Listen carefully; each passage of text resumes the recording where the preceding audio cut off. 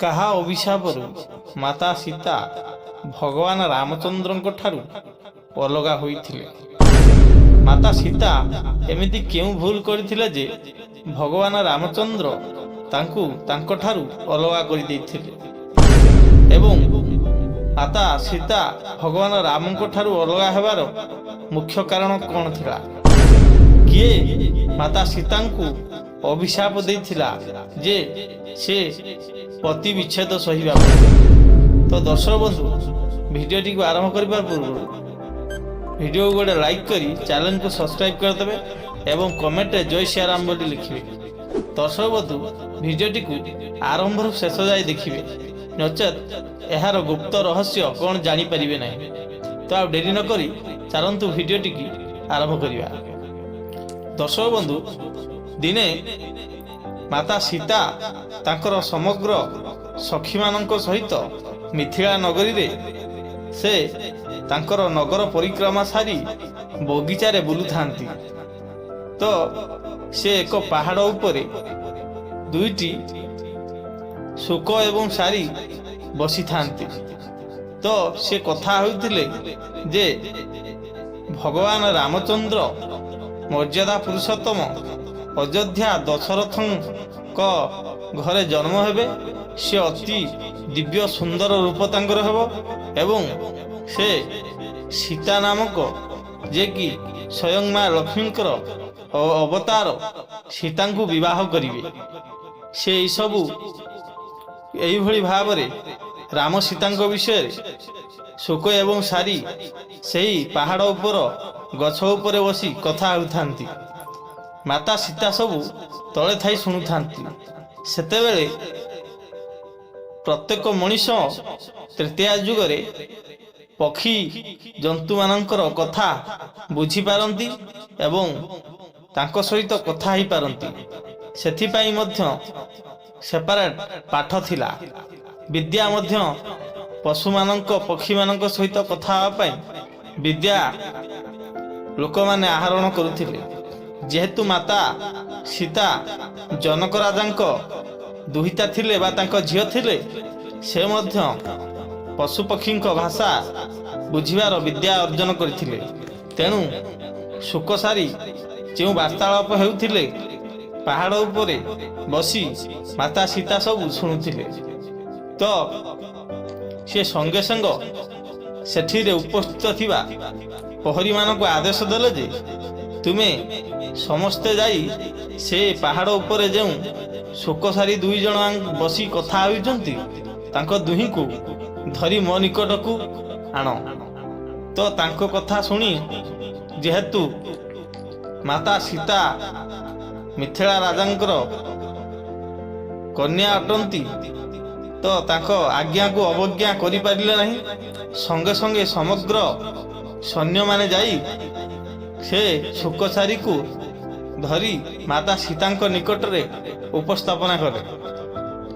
ମାତା ସୀତା ଶୁକସାରୀଙ୍କୁ ପଚାରିଲେ, ତୁମେ ଦୁଇ ଜଣ କିଏ? ଏ ପାହାଡ଼ ଉପରେ କେଉଁ ରାମଙ୍କ ବିଷୟରେ ତୁମେ କଥା ହେଉଥିଲ? ତ ସେତେବେଳେ ଶୁକସାରୀ ଦୁଇ ଜଣ ଡରିଗଲେ।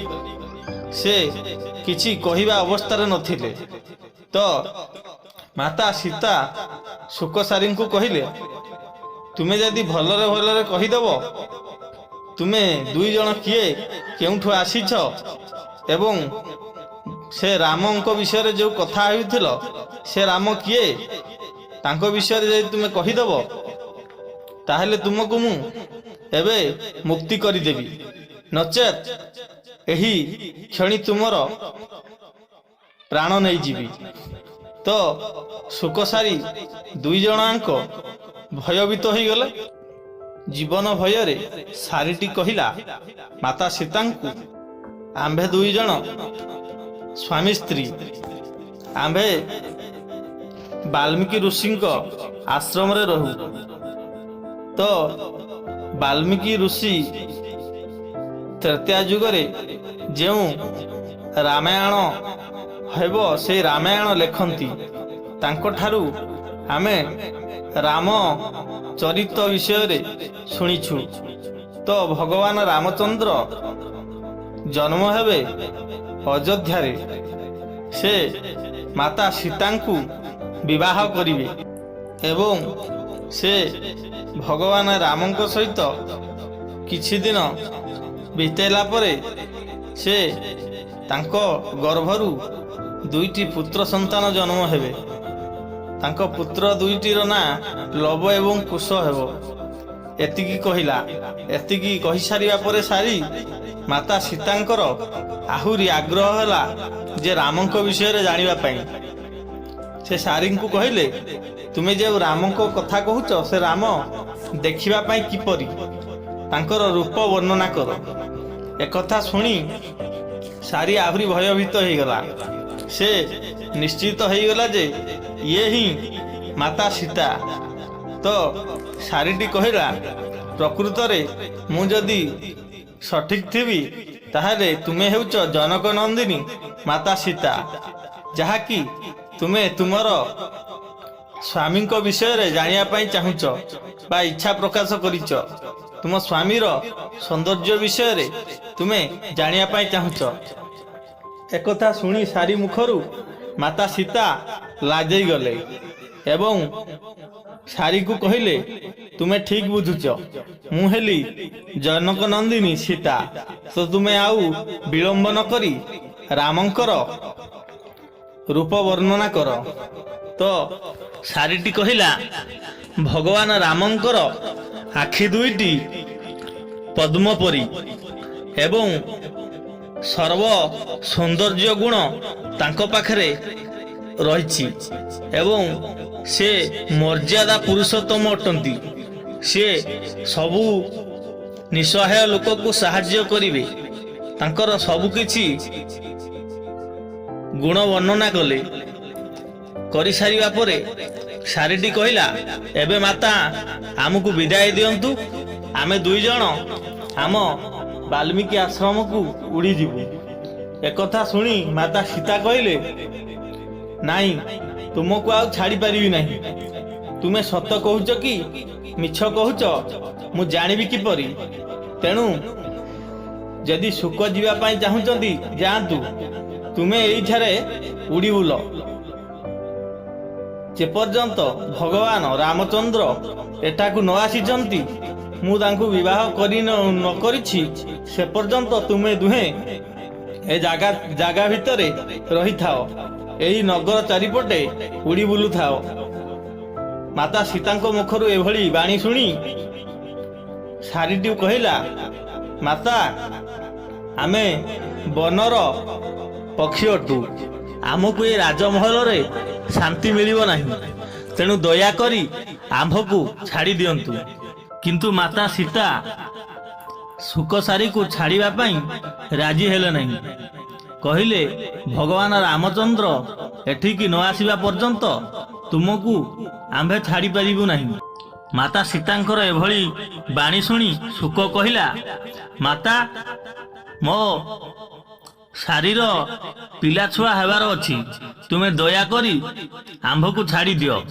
ତ ଏକଥା ଶୁଣି ସାରିବା ପରେ ମାତା ସୀତା କହିଲେ, ତୁମେ ଯଦି ଚାହଁ ତାହେଲେ ତୁମେ ଯାଇପାର, କିନ୍ତୁ ସାରିକୁ ମୁଁ ଛାଡ଼ିବି ନାହିଁ। ଏଠିକୁ ଯେପର୍ଯ୍ୟନ୍ତ ରାମଚନ୍ଦ୍ର ନ ଆସିଛନ୍ତି ସେ ପର୍ଯ୍ୟନ୍ତ ମୁଁ ସାରିକୁ ଛାଡ଼ିବି ନାହିଁ। ଏହି କଥା ଶୁଣି ସାରିବା ପରେ ଶୁକକୁ ତଡ଼ିଦେଲେ ଯେ ତୁମେ ଉଡ଼ି ଉଡ଼ି ଯାଅ ହାରି ବାଲ୍ମୀକି ଆଶ୍ରମକୁ। ଏକଥା ଶୁଣି ସାରି ଅଭିଶାପ ଦେଲା ମାତା ସୀତାଙ୍କୁ ଯେ, ତୁମେ ଯେପରି ମୋତେ ଏ ଅବସ୍ଥାରେ ଧରି ଆଣି ମୋ ସ୍ୱାମୀ ଠାରୁ ବିଚ୍ଛେଦ କରୁଛ, ସେଇଭଳି ଭାବରେ ତୁମେ ତୁମ ସ୍ୱାମୀ ଠାରୁ ବିଚ୍ଛେଦ ହେବ। ଏହା କହି ସାରିଟି ସେଇଠାରେ ମୁଣ୍ଡ ପିଟି ପ୍ରାଣ ତ୍ୟାଗ କଲା ଏବଂ ସାରିର ମରିବା ଦେଖି ଶୁକ ରାଗି ଯାଇ ମାତା ସୀତାଙ୍କୁ ଅଭିଶାପ ଦେଲା ଯେ, ଯେତେବେଳେ ତୁମେ ତୁମ ସ୍ୱାମୀଙ୍କ ପାଖରେ ଥିବ, ତୁମେ ଗର୍ଭ ଅବସ୍ଥାରେ ଥିବ, ତୁମର ସ୍ୱାମୀ ନଗର ପରିକ୍ରମା କରିବା ପାଇଁ ଯାଇଥିବେ, ମୁଁ ଏକ ଧୋବା ଘରେ ଜନ୍ମ ହୋଇ ମୋ କଥାରେ ପଡ଼ି ତୁମ ସ୍ୱାମୀ ତୁମକୁ ତ୍ୟାଗ କରିବେ ଏବଂ ତୁମେ ଯେଉଁଭଳି ଭାବରେ ମୋ ସ୍ତ୍ରୀକୁ ଏହିଭଳି ଅବସ୍ଥାରେ ମୃତ୍ୟୁଦଣ୍ଡ ଦେଲ, ତୁମେ ସେଇଭଳି ଭାବରେ ସେହି ଅବସ୍ଥାରେ ତୁମ ସ୍ୱାମୀଠାରୁ ଅଲଗା ହେଇଯିବ। ଏହା କହି ଶୋକଟି ମଧ୍ୟ ସେହିଠାରେ ପ୍ରାଣତ୍ୟାଗ କଲା। ତ ସେଥିପାଇଁ ମାତା ସୀତା ଗର୍ଭ ଅବସ୍ଥାରେ ରଜକ ରଜକୀ କଳି ଶୁଣି ମାତା ସୀତାଙ୍କୁ ଭଗବାନ ରାମଚନ୍ଦ୍ର ଜଙ୍ଗଲକୁ ପଠାଇ ଦେଇଥିଲେ। ଇଏ ଥିଲା ମାତା ସୀତାଙ୍କର ରାମଙ୍କ ଠାରୁ ବିଚ୍ଛେଦ ହେବାର ରହସ୍ୟ। ତ ଦର୍ଶକ ବନ୍ଧୁ, ଭିଡ଼ିଓଟି କେମିତି ଲାଗିଲା ନିଶ୍ଚୟ ଭାବରେ ମୋତେ କମେଣ୍ଟ ମାଧ୍ୟମରେ ଜଣାନ୍ତୁ ଏବଂ ଭିଡ଼ିଓଟିକୁ ଗୋଟେ ଲାଇକ୍ କରି ଏପର୍ଯ୍ୟନ୍ତ ଯଦି ଚ୍ୟାନେଲଟିକୁ ସବସ୍କ୍ରାଇବ୍ କରିନାହାନ୍ତି ତାହେଲେ ସବସ୍କ୍ରାଇବ୍ କରି ରଖନ୍ତୁ, ଯାହାଫଳରେ କି ମୋ ଚ୍ୟାନେଲରେ ଯାହା ବି ଭିଡ଼ିଓ ଅପଲୋଡ଼ ହେବ ସର୍ବପ୍ରଥମେ ଆପଣଙ୍କ ନିକଟକୁ ପହଞ୍ଚିବ। এইভাবে পুরাণ রহস্যময় ভিডিও দেখা চ্যানেলটিকে সদা সর্বদা সবসক্রাইব করে রাখন্তু। জয় জগন্নাথ।